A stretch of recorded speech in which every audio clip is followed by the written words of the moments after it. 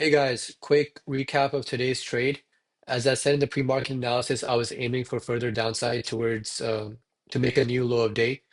And when market opened at 9:30, it went higher. It actually manipulated by taking out this liquidity point and then targeted the opposing liquidity. So when that happened, I'm looking for the fact that we're in the 1 hour fair value gap, which is a higher time frame PD array. And then I just waited for SMT. I was hoping that one asset does not take out this swing high and the other one does. And then I could take in the SMT. However, we didn't get that. Both assets took out this high, but then we got the internal SMT within the 933 and 939 candle. And where NQ made a higher high over here and ES could not. Now, in this case, it was a higher risk trade because I don't usually don't confirm SMT once until it makes the changes to their delivery all the way down here. But then the risk to reward purposes wouldn't make sense because my stop loss would be up here and my target would be here. So wouldn't make sense to take that trade, right?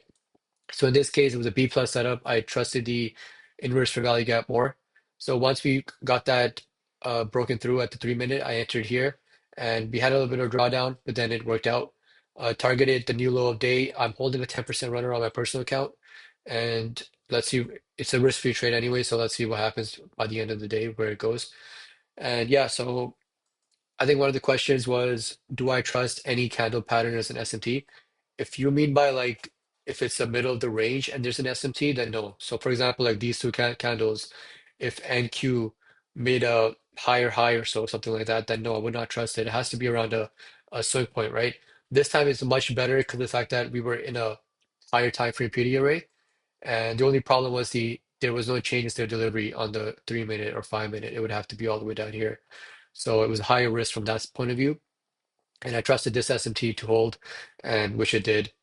And yeah, so far this week, three trades this week, all winners, and hopefully we can get one tomorrow as well. If you have any questions, just message me in the chat.